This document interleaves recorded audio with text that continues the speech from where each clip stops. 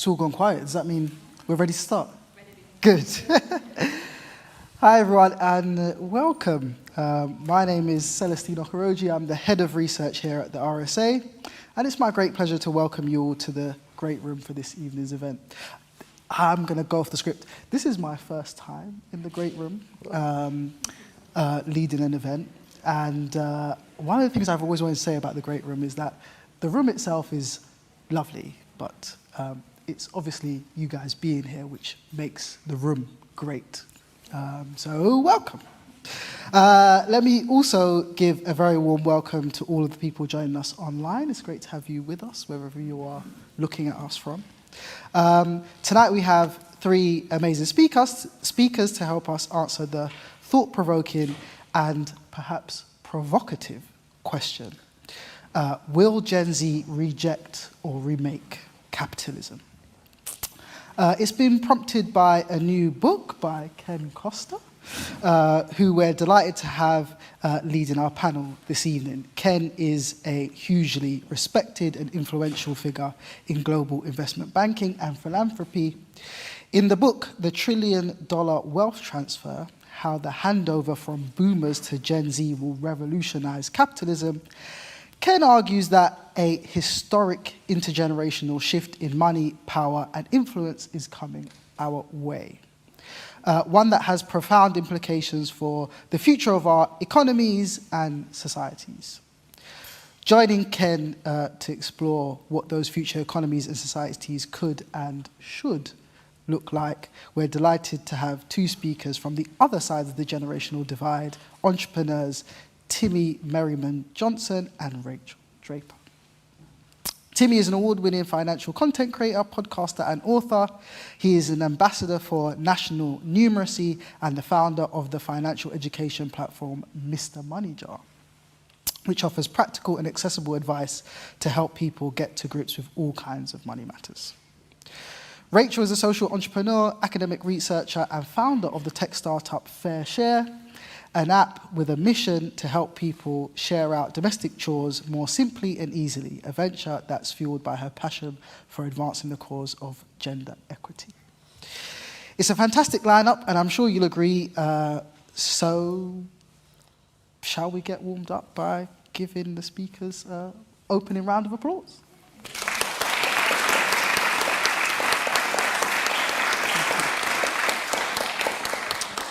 Brilliant. Don't forget, we'll be bringing the audience into the conversation tonight too, and I'll be taking questions from as many people as possible, and from those who are watching the live stream in the second half of the session.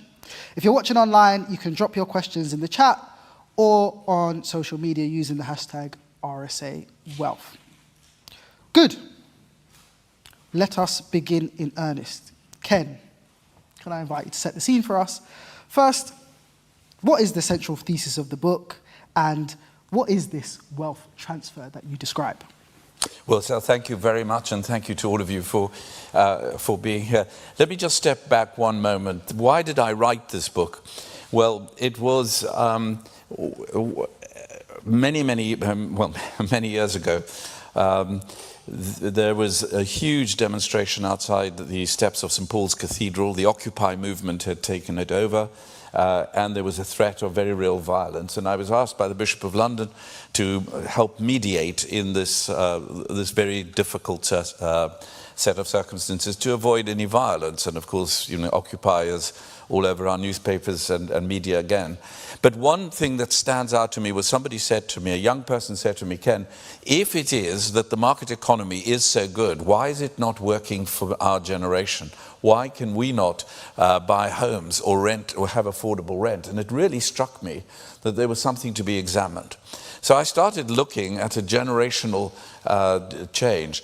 And so to put it in context, it's $100 trillion that will move from the boomer generation, that's mine, to the Zennials, as I call them. And whatever you might have thought about the meek, the Zennials will inherit the earth. They will inherit $100 trillion that will move from one generation to another, in cash, in bonds, in houses, in assets. And you may say, oh, well, that's going to happen. The issue is that it's already happening.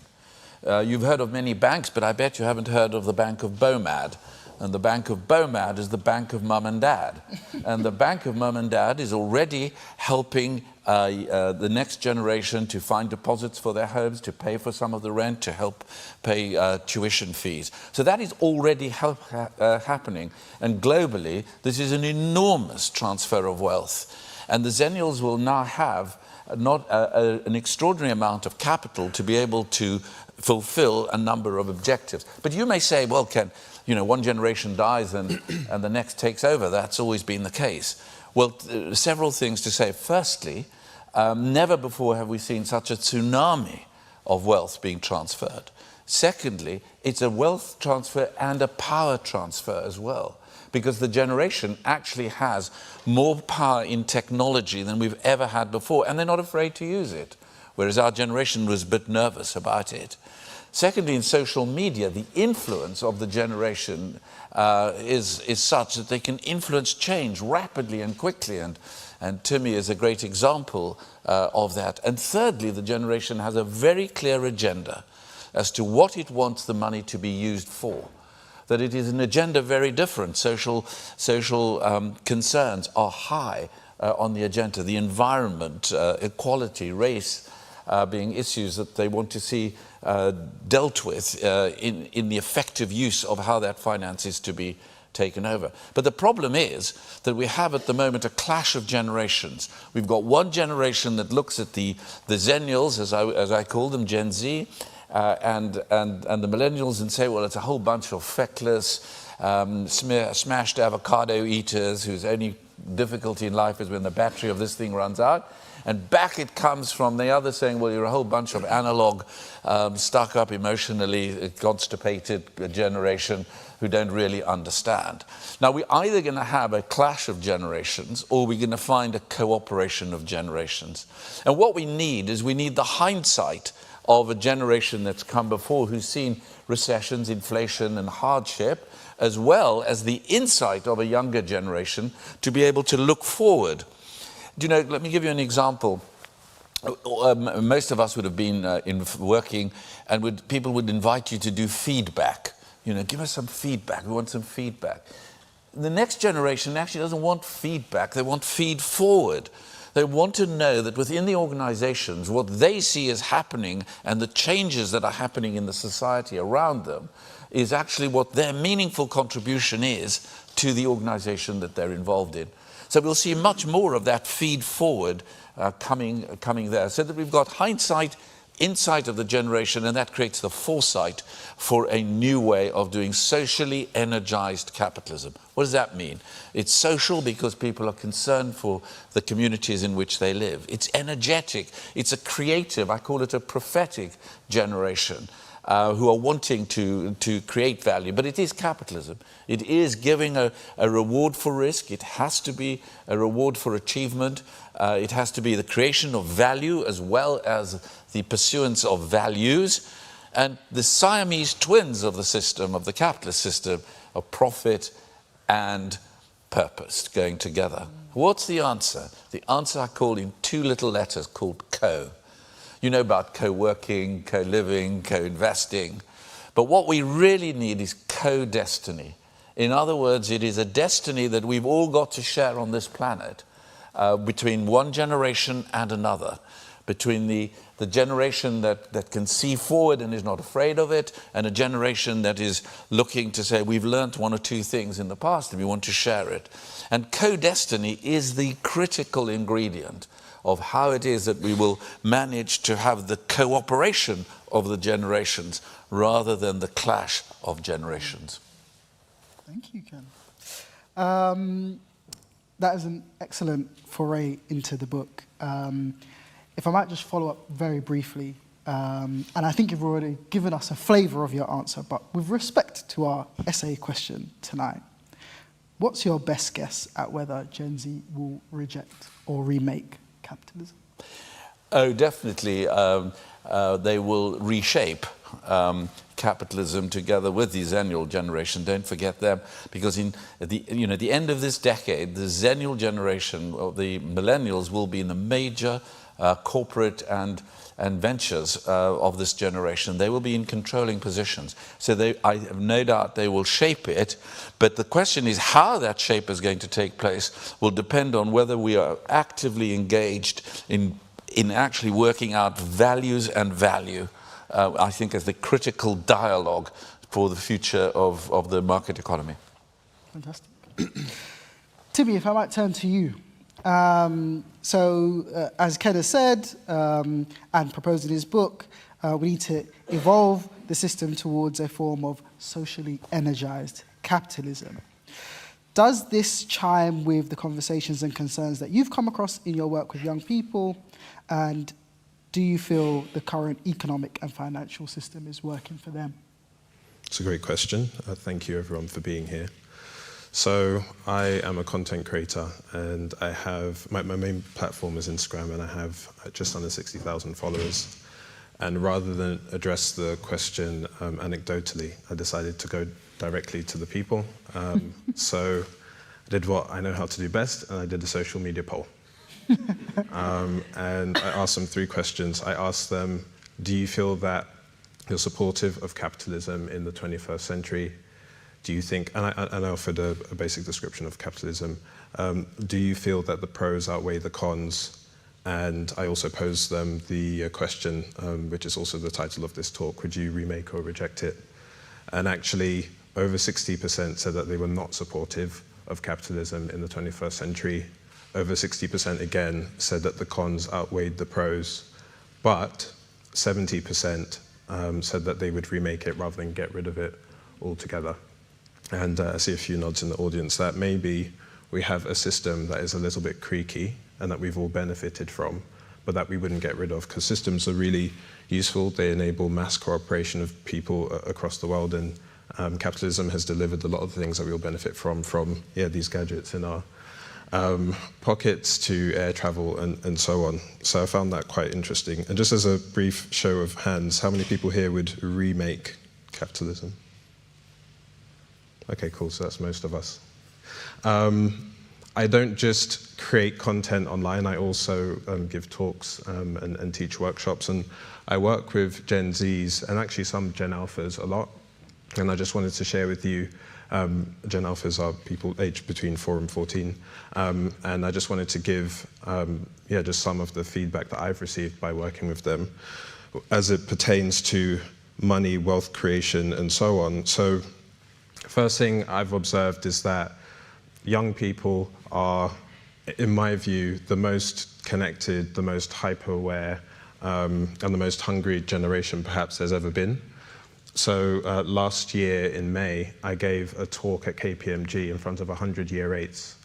And I prepared myself for questions on the day, but actually the first question I got from a 13-year-old was, what are we going to do about inflation? Wow.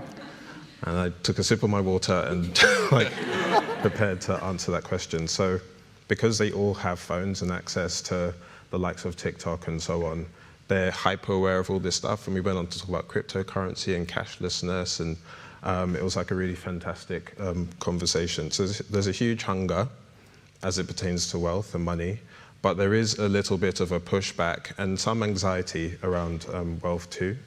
And this manifests, I think, from everything from the quiet quitting movement of a couple years ago to rejecting presenteeism.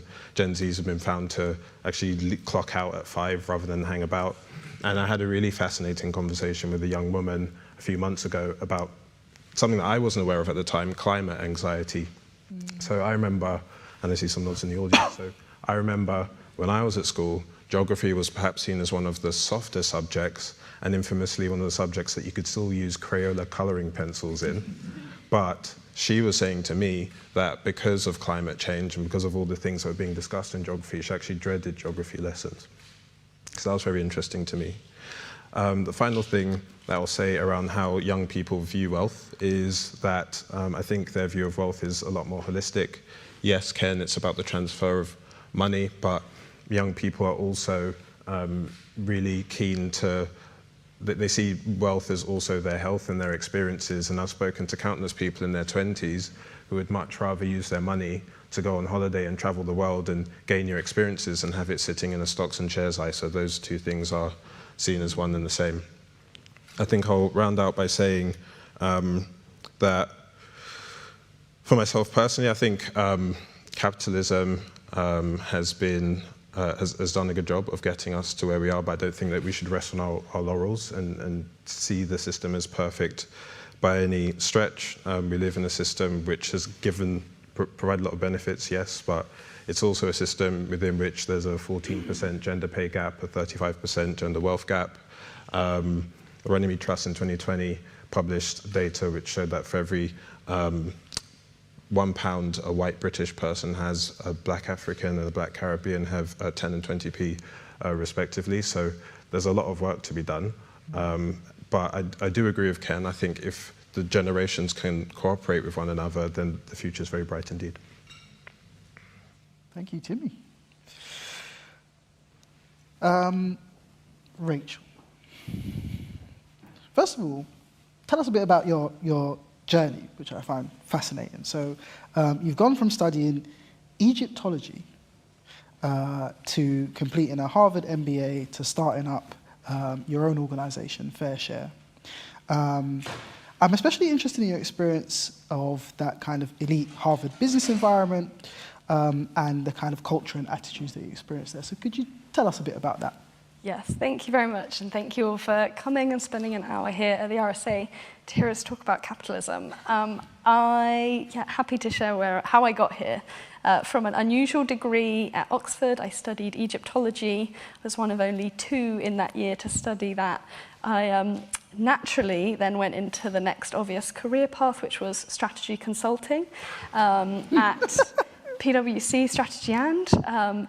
I went there for a few years and learned business a bit ad hoc on projects, but knew that I wanted to go back to study business more thoroughly and do an MBA, and decided where better to do that or to try and get into do that than what some people have termed the heart of capitalism over at Harvard Business School. And so went over to the States in 2019 to do that degree. And it was a real change. The culture over there was fascinating and very engaging, and we discussed and engaged with capitalism in a way that I had truly never thought about before I went there. We had debates around whether capitalism was broken, and intriguingly, we got a basically 50-50 poll on that response from our class of 950 MBA students in my year. So it was on the agenda where we were there, but it was really, for me, exposure to a world of finance, a world of privilege that I hadn't encountered so far in the UK, and it totally changed my trajectory towards entrepreneurship, which was also something that had passed me by in my degree and career up to then. Mm-hmm. Say a bit more about that. How did it change? Yeah, so I then founded a company while I was out there called Fair Share, and Fair Share is trying to address a gender gap in society in domestic labour. So we built an app, but I'm also an academic researcher and advocate mostly on TikTok, a very Gen Z platform. And we are trying to equalise the load at home. So chores, childcare, and crucially the mental load, which is all of the work that goes into running a home and family that can't be seen. And so I really actually just wanted to get a job working in that space, and then the more I looked into the problem, the more I realised there weren't that many people solving it. It's being covered a bit in research and in the media a lot, but there's not many solutions to it. And so then I entered into the world of entrepreneurship as a founder myself, set up a company, we built an app. I'm a researcher at Harvard part-time on this topic, and we're trying to help households share the load. Fascinating. From that experience then, what would your answer be to the question of whether capitalism is working for the younger generation? Yes, I've been thinking about this since, and I've read Ken's wonderful book, which I would endorse everybody gets a chance to read. And I think there are 3 main drawbacks from the experiences that I've had and seen. I believe that going for profit purely is oversimplified, I believe that there is a real tension between profit and purpose, and where we've just tried to smash those two together at the moment is not fully working, so I think we need some more work there. And I think there is a huge amount of bias baked into the system that we've inherited that we need to really proactively fix. And I'll explain a bit more about each of those in turn if I have time. So I think it's oversimplified. When people purely put their efforts towards making money, I think we overlook a lot of very important things. I think money is a lazy metric to use. It's really easy to measure profit. It's really hard to measure the health of an economy more broadly. It's really hard to measure people's happiness, their health. It's really hard to measure unpaid domestic labor, and it is labor. GDP at the moment doesn't incorporate any of this effort, yet it is how we measure how well the global economy is doing. And it is massively gendered. Women around the world spend 3 times as much time as men on this work. That's not even factoring in the mental load, which is invisible and not measured because you can't measure it in time. So for me working in this topic, capitalism overlooks a lot of things and is too focused on money. So we need to engage with the complexity rather than overlook it. There is a tension, this is the second point, between profit and purpose. And I think while we're making a lot of effort to address this with things like impact investing and ESG, it is not really enough. There are business decisions that we have to make, that entrepreneurs, friends of mine make, which are really costly. Like we've inherited an economy where there have been costs prior to now that we just haven't been paying for. There's been externalities, there's impact on the environment, and now we are actually having to pay those costs. But that means someone has to pay them, either the consumers or we have to take a bit of a hit on profit, which people aren't necessarily willing to make right now. So we need to work on bringing those two together better. And the bias in the system. So there are so many elements to this, but the one that I focus on is in gender. So for instance, in the startup ecosystem, less than 2% of venture capital goes to female-founded teams. The top response that I get when I tell them about my startup, well, the first one is often, what's the business model? I was a business school student, I know there needs to be a viable business model, but it's tough with a social impact venture to have a big profit-making company. So venture capital for Fair Share is already out. And the second response I usually get when I talk to investors is, don't tell my wife about Fair Share. And that is a view that is, because of the system that we have, the people who have power and wealth right now can't relate to this problem in a way that my target segment relate to it today. And so I think we need to take really proactive steps to address the biases that exist in the system. And that's just one example of the bias that doesn't even get at race and socioeconomic background and the bank of mum and dad. So I think it's not totally broken, but I think we have a lot of work to do. Amazing. Ken, how are you going to resolve this? Oh, I'm just joking. You don't have to resolve it. No, well, I'm very happy to. Brilliant, Rachel, and I think so much of what you say, I resonate with. Here are some positive things. Of the things that are shaping the world at the moment, there is the move from one generation, the wealth transfer, which we've talked about. There is the move from west to east. We've moved from brown to green energy. And there is the growth of the feminization of capital, that within the next decade, $10 trillion will be under the control of women in the economy. And I think that's a really very positive, of course it's correcting an inherent bias over the years, but nonetheless, that's a very positive, a positive act. As to the balance, you're absolutely right. There is an inherent tension, but I believe it's a manageable rather than a destructive tension that exists between profit and between purpose. And the great thing is this, that for the next generation coming into any firm that they're wanting to work for, They will not work there if there isn't a very clearly identified, purposeful activity to what the company is doing. And what I'd say to that is this: I think we all need to learn that, every company, every self-respecting company's got a mission statement, which nobody reads, and it's tucked away in the annual financial statements. But what we need to do is to be able to draw in the Zennials into that process of determining the future prospects of the company and the purposes, but above all, to enable that to be monitored, year by year, so that there is an inclusion of the generation in the establishment of the purposes, but also in holding them to account.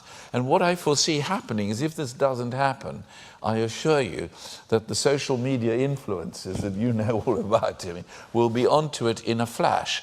So there's already a change happening, and major corporations are all trying to work out how is it that we are going to be able to engage actively with that next generation. So I think that's a second rather encouraging point for the future. Fantastic. I'm going to come to some audience questions in a moment, but first I'll tell you a story. The first part of the story is that they don't pay us extra to do these events, and so we can take this moment to ask the first question. So I'm going to ask the first question. The second part of the story is that I've only known Ken for about 5 minutes, but I know he likes to take risks. Because I said to him that I found a quote about him from 2008, and he said, "Don't tell me what the quote is, I want to react in the moment." I'm beginning to regret. Yeah, you should be. No, I'm only joking. We did get a question online before this, which I thought was great, and so I'm kind of just riffing on a question that I got from online. So this is one for you, Ken. And the question is, as generations progress through different life stages, to what extent do their core values and ideologies change? While baby boomers were initially seen as idealistic flower children, they are now portrayed as having lost touch with progressive values as they accumulated wealth and power. Similarly, Gen Z is currently lauded for their social consciousness, but could they eventually become disillusioned boomers of the future themselves? Now, before you respond to that, Ken, I want to briefly remind you of a lovely piece written about you in the FT in 2008 by Michael Skapinka. In that article, the following quote was attributed to you. "Being a young 20-year-old, I had a burning passion for justice, and the injustices of the apartheid system were horrible in every way, mostly because of the dehumanizing effect. Curiously, not only on the recipients, but also on those who were meting it out. We, the students, became the vanguard of agitation against the government." Ken. I think I'll pass.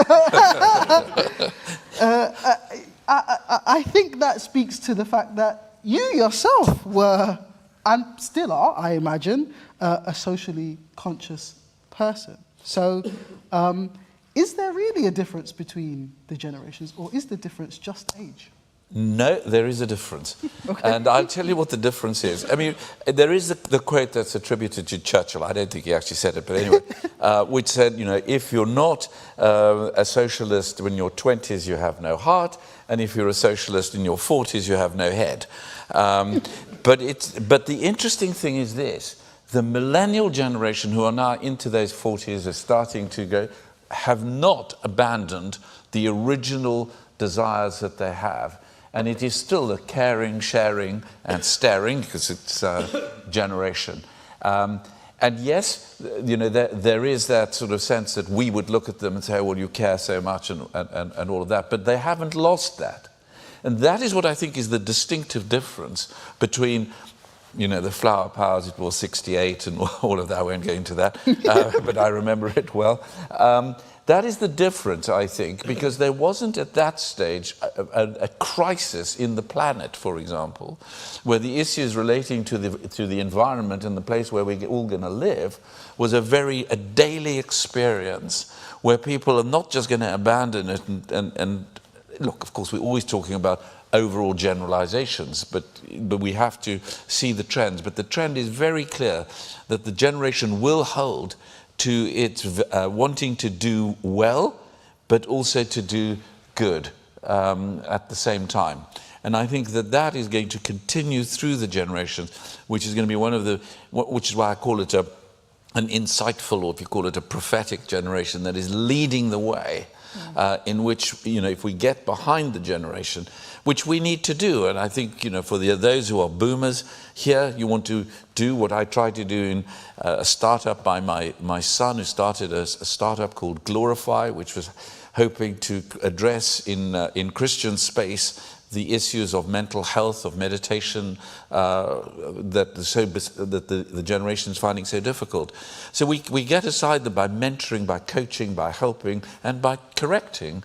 And equally, if you're in the Zennial generation, find somebody who is experienced in their world, and then have a co-venture with them, such that we can actively, on the ground and practically, work together to create that next ethos of the reshaped, socially energized capitalism.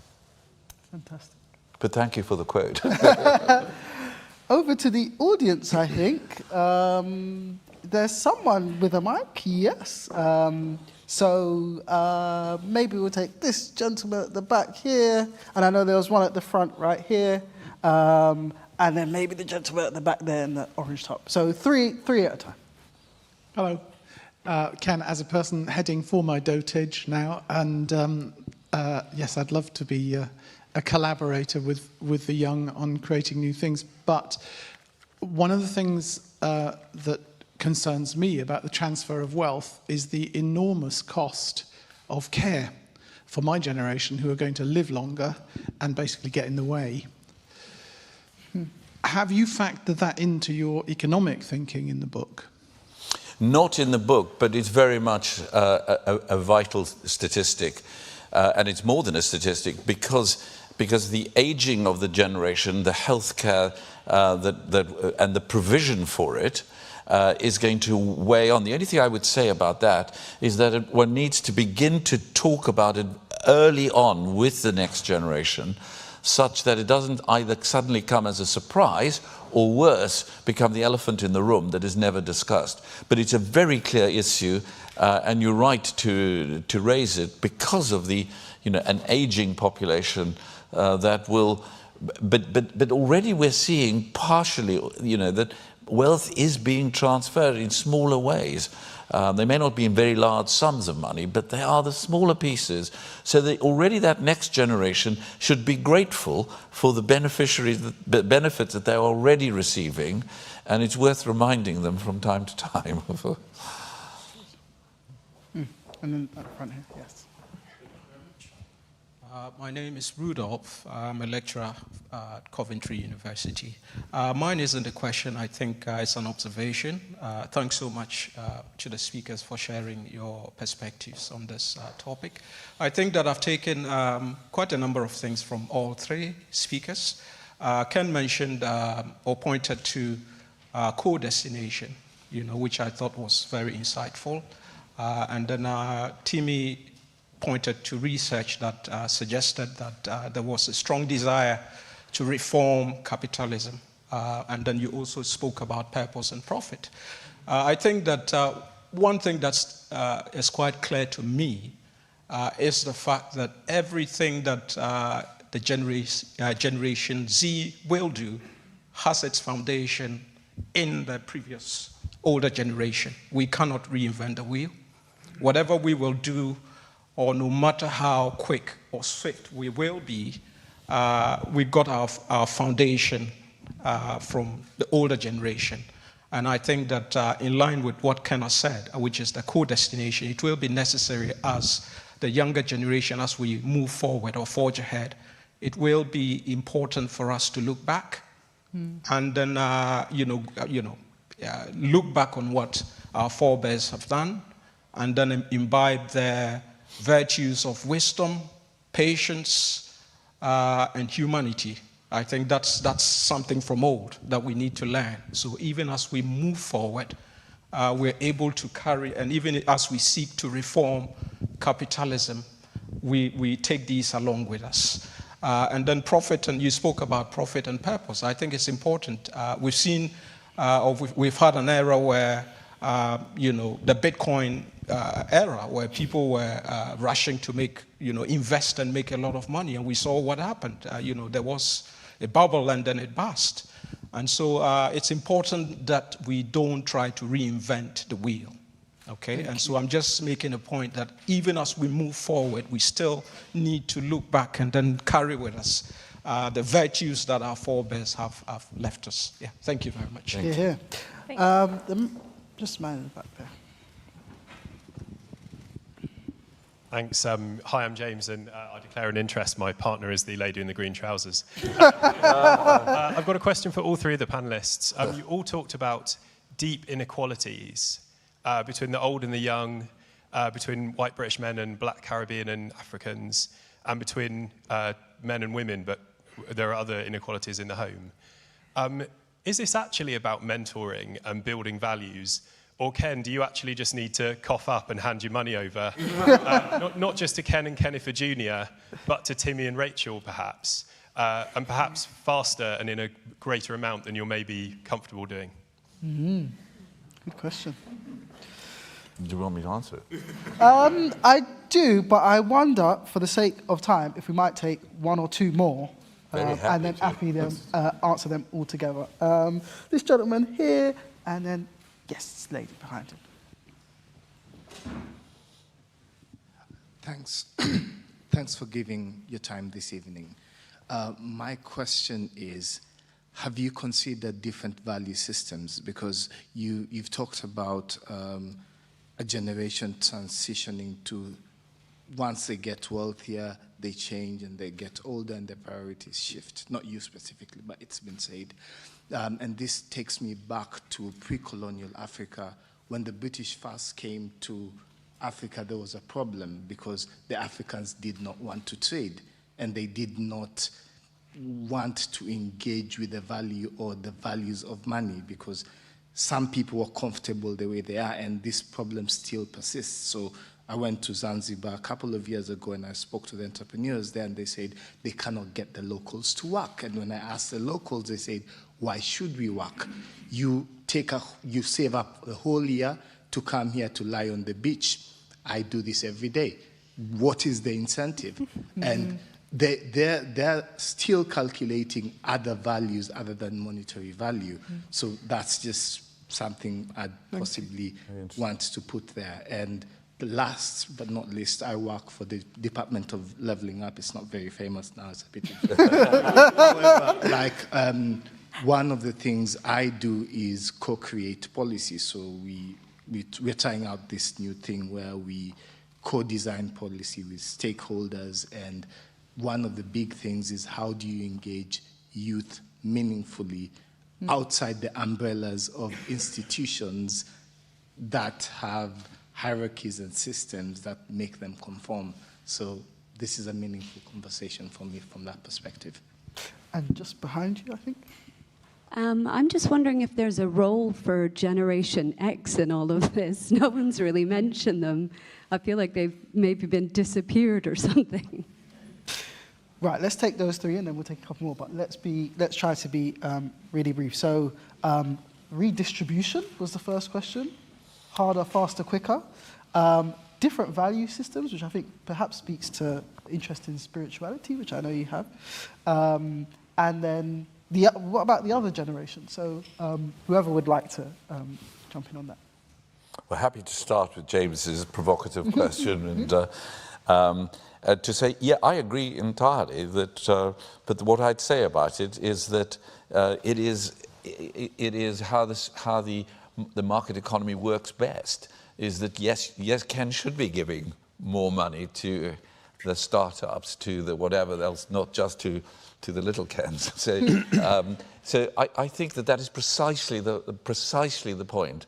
That in every one of these startups, the venture capital, growth capital that is needed is if one actually is saying to a generation, you've had a good period of time, and we've done this over I've done this over a number of investments. Most of them have gone wrong, so that's a disincentive. But I think the point you make is absolutely the right one, that there needs to be a responsible use of the advantage of low interest rates, high asset inflation of the last decades. And the best way to do it is actually in the investment for the future, in where technology is going to make a huge change. And that's why I'm not pessimistic about the future and the generation. And I leave the difficult questions to your partner to answer.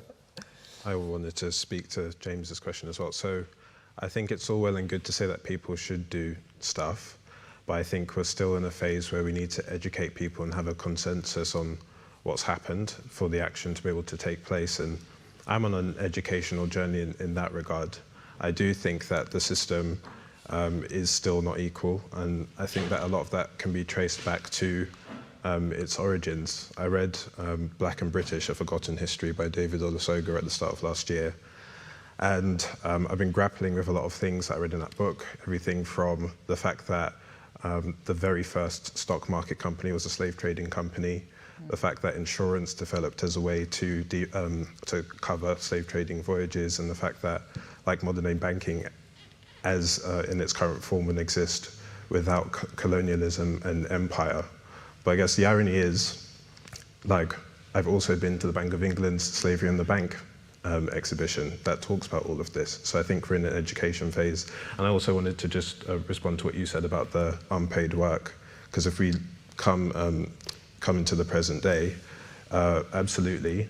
The ONS published some data in 2014, and they found that if you were to add up all of the caregiving work, chores, looking after children that is done primarily by women, it would equal £1.01 trillion and would be worth more than half of all GDP, 56% of all GDP. So that's like almost half the output is just being done for free, which is crazy. But we need to educate people about this stuff first, and then they'll cough up, I think. Just to say, I didn't prime James to ask that question, but I appreciate it. I think the challenge where it's all well and good to say that those people could cough up. I think it's really, really challenging in reality to try and kind of transfer these experiences. So I think it is about education, but it's people work on problems that they relate to. People with resources invest in problems that they relate to. And so, I mean, storytelling could be a solution to build empathy, but it's just, I think it's something that's much easier said than done, and then in reality it doesn't really happen. Like, if you don't mind me saying, but Ken has invested in his son in something that glorifies something that you deeply care about, and it's totally reasonable for people with resources to invest in things that they care about. That is only human. But the problem is the people with the most resources, the ones that come to my mind are Bezos, Musk, Gates, now Altman. These people all have things in common to do with their identity. That means they just won't have experienced certain problems. And so they're unlikely to care about them until someone else educates them. And it's just much harder to translate my experience, or your experience, Tini, to someone else. People will care about the things they experience themselves. So until we really shift these resources in a very significant way, I think getting other people to cough up is harder to do in reality. Fantastic. Should we take a couple more? Gentlemen here. We didn't answer some of that. We didn't answer some of the other questions. We probably should stay. You should have a go, but time escapes us. In a sentence or two. I'll answer one question: is how do you engage with Gen Z? I think you have to be on TikTok. So that's a quick answer to that one, which I know is outside of institutions, but that is really a platform that has huge reach for Gen Z. Also, don't discount offline. I've spoken in front of many young people on weekdays after work, like 100 people in a room wanting to learn about money. So. And the value systems, because I thought that was an awesome question. Ken, you mentioned in your book that compassion is higher up the value system for Zennials, which I think we are starting to see that. I think there is more challenging of money for money's sake, growth for growth's sake. There's discussion around, is it degrowth, which I think is terrible marketing. Like degrowth is not a good sounding thing, but really challenging, like where does it lead to, where is it greed and not just profit for incentive? Like where is that line? I think people haven't really defined that line, but I think we are starting to question, and that I think does come down to this reprioritizing and reordering of values. And I, for one, hope that money for money's sake is dropping down in that value system. Good. This gentleman here, and this gentleman at the back. And I think that's potentially all we have time for, but we'll see. Thank you so much. I'm Nazmus. I'm originally from Bangladesh, and I'm currently a third-year economics student at the University of Warwick. So today we discussed about wealth transfer from one generation to another, but this process can have substantial environmental impacts, including high carbon footprint. And a lot of the communities around the world may not have access to cashless financial ecosystems. So would love to hear your thoughts and perspective on how individuals, families, and institutions can manage or reduce their carbon footprints while the process of wealth transfer is happening from one generation to the other. Thank you. Thank you for your perspectives. Timmy, you mentioned about kind of young people redefining what wealth means, and then Ken, you talked about purpose and profit together, and Rachel, you mentioned the tension between those two. We do a lot of work with global businesses, and the reality we're seeing is ultimately they're judged based on shareholder value and profit in that term. So my question to you was, how do you reconcile those two worlds? Because purpose sounds great, but from what we've seen, ultimately when it comes down to it, that's how decisions are made. And then that about. So one of the arguments that I hear against capitalism is that it sort of turned our democracy into a corporatocracy. So what is your opinion on that? And also, do you think that Gen Z has a different take on this? Would they be, with the advent of social media and all that, would it be less likely for capital to influence politics? Thank you. Ken, kick us off. Well, just to come to the question you've just raised about corporatocracy, the inheritocracy, as I call the generation, are pretty clear that there are certain things that they are wanting to rebel against, and cryptocurrency is a great example. It is an attack by a generation against the fiat currencies of the world. It is a statement of saying, we want to find a different way in which the world's currencies are going to be run. Now, it's volatile at the moment. It is in a state where you wouldn't want to say to anybody, this is a long-term investment, but it's here to stay. And it's here to stay because a generation is beginning to look at a digitalization of the world, which we won't see fulfilled in the next 50 years or whatever it is, but it's there. And the reason for it is that there is a reaction against the corporatization. So anything that looks institutional, that looks corporate, that looks like, the ancien regime, and you say to well, where did it come from? It came from the global financial crisis, when a generation grew up and saw what their parents were going through, when the banks, which were the symbol of stability, actually let the whole world down and let the parents down. And so they realized that we can't trust these institutions, and it snowballed from there. So you're absolutely right. There's a massive change against the corporatocracy. But then the way in which it's being shown is that everywhere you see new ways of trying to attack it in the market system, which is why I'm encouraged by the future of the reshaping of the market economy. And if I might just take you back to the question on purpose, how do you reconcile purpose and profit? Well, you reconcile it, because if you don't, ultimately your shareholders are not. It is not the case that the only thing that matters is the profit. In any major corporation, and in any major institution, investing institution, there is now an entire department of ESG that will be checking whether the investment that can be made qualifies for being environmentally friendly or socially active or properly governed. And so it is entirely not the case that the only thing that matters is profit. If the two are not run together, the major institutions will not be investing. And more than that, there is a growing group of young investors, the millennial groups that are growing, are themselves active in pointing out where the failures are, mostly at the moment in the carbon-based businesses. But that is going to grow and extend. So I think profit and purpose, they're the Siamese twins, and will be valued together. Maybe I'll go to Rachel and then Timmy.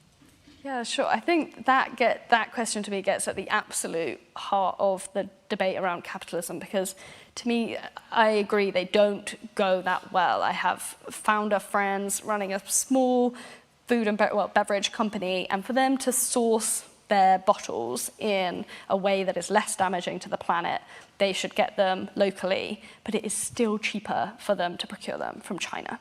And so like they have to make a decision there. It is a direct trade-off of whether they want to be more positively impacting on the planet or whether they want to make more profit. And the challenge I have that I would add, I guess, to the need to just hope that sort of companies will reconcile it is that actually everybody has to do it. It's sort of a collective action or collective inaction problem, is that, yes, it's okay to say we have to do it, it's an imperative, but it really takes everybody doing it a bit and everybody being a little bit less greedy in a capitalist system for it to really, for us to really to prioritize purpose more. And so I think, yeah, whilst there's this very real trade-off, it's sort of a bit of a playing chicken, like who's going to do it first? And there has to be some trailblazers, and then the whole system can improve. But that's pretty hard to kickstart. I'll try and speak. Point of building on what you just said there, Rachel, around should initiatives come from bottom up or should they be top down in terms of the way that we operate. Now, taking an example from finance in terms of giving money to women in certain countries, Bangladesh would be a good example, rather than necessarily giving it so that they use it for the family and move that forward in a particular way. And actually many of them become entrepreneurial as a result. So it started as an initiative with on the ground, if you like, and then moved through it. And that links to the whole idea of mentoring and really encouraging everyone to exchange both ways, not just as a mentor, but as a mentee in both directions.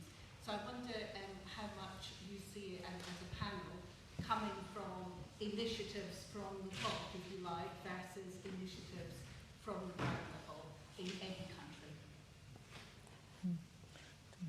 An initial response to that is a bit of a cop-out, but it has to be both, in my view. It has to be those with a platform and those who are running businesses and those who already have power. They have to prioritize it, like they have to set it as the agenda, and that's the role of leadership.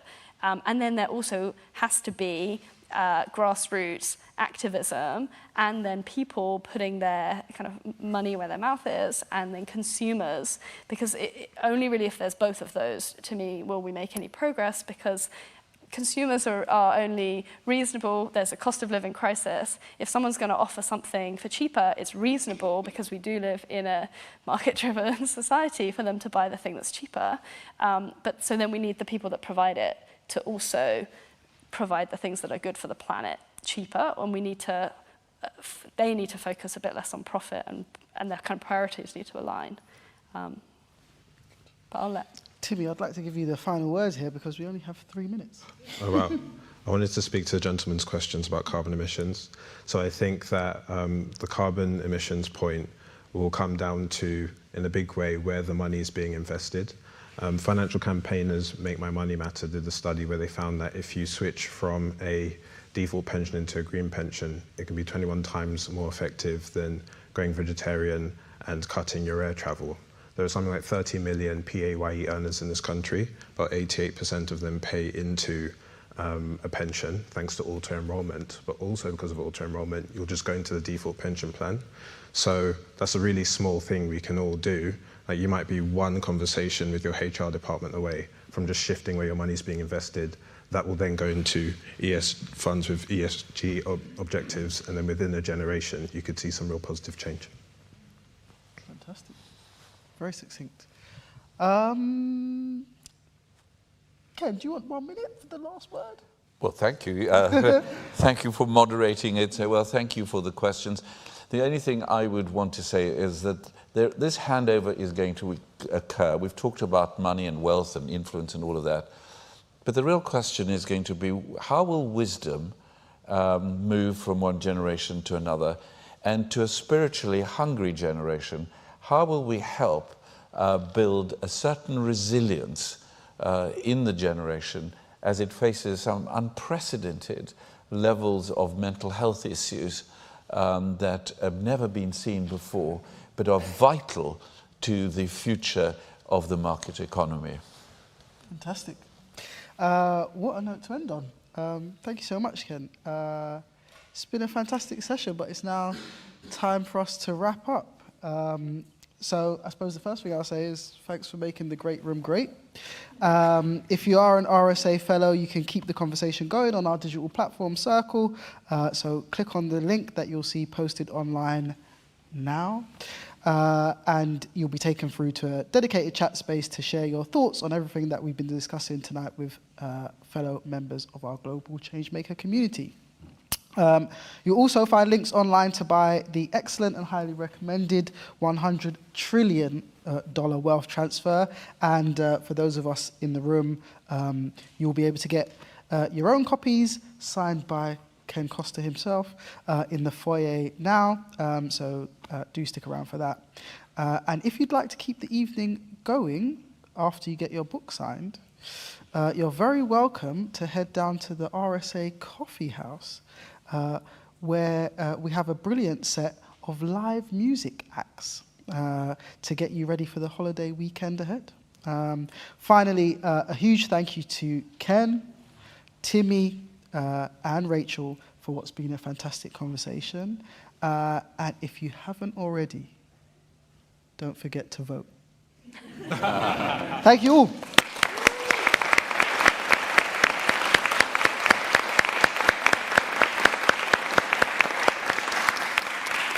That was great. That was lovely. Well done.